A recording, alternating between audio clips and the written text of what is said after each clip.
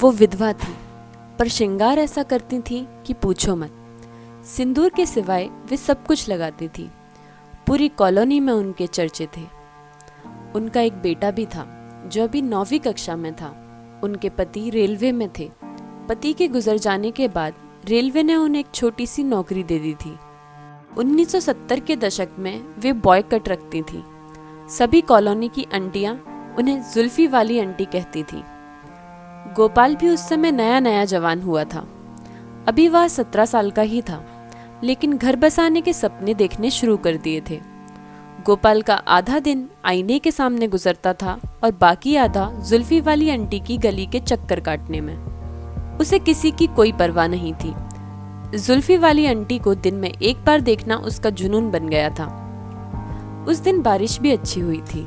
Gopal school से लौट रहा था। साइकिल पर ख्वाबों में गुम उसे पता ही नहीं लगा कि अगले मोड़ पर कीचड़ की वजह से कितनी फिसलन थी। अगले ही क्षण जैसे ही वह अगले मोड़ पर मुड़ा, साइकिल फिसल गई और गोपाल नीचे। उसी वक्त सामने से आ रही स्कूटर ने भी टक्कर मार दी। गोपाल का सर मानो खुल गया। खून का फव्वारा फूटा। गोपाल दर्द से ज्यादा इस घटना के झटके से स्तब्ध था। वह गुमसा हो गया। भीड़ में से कोई उसकी सहायता को आगे नहीं आ रहा था। खून लगातार बह रहा था। तभी एक जानी पहचानी आवाज गोपाल का नाम पुकारती है। गोपाल की धुंधली हुई दृष्टि देखती है कि वह जुल्फी वाली आंटी हैं। भीड़ को चीर पागलों की तरह दौड़ती हुई आ रही थी। आंटी ने गोपाल का सिर गोद में लेते हुए उसका माथा, जहां से खून बह रहा था, उसे अपनी हथेली से दबा लिया। आंटी की रंगीन ड्रेस खून से लथपथ हो गई थी। आंटी चिल्ला रही थी, अरे कोई तो सहायता करो, यह मेरा बेटा है, कोई हॉस्पिटल ले चलो।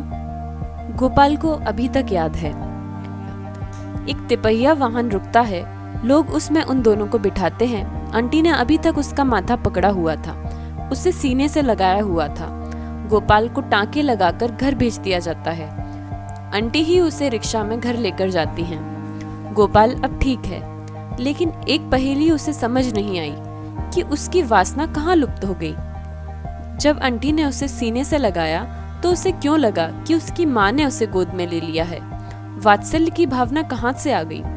उसका दृष्टिकोण एक ही क्षण में कैसे बदल गया। क्यों वह अब मातृत्व के शुद्ध भाव से जुल्फी वाली आंटी को देखता था। आज गोपाल एक रिटायर्ड ऑफिसर है। समय बिताने के लिए कम्युनिटी पार्क में जाता है।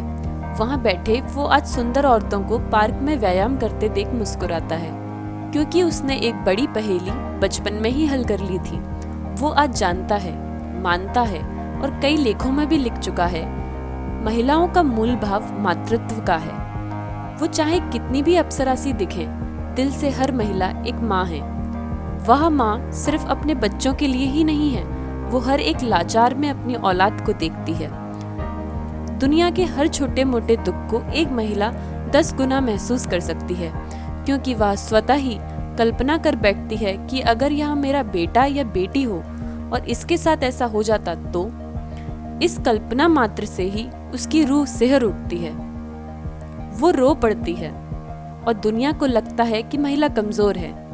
गोपाल मुस्कुराता है, मन ही मन कहता है, हे विश्व के भ्रमित मर्दों, औरत दिल से कमजोर नहीं होती, वो बस माँ होती है।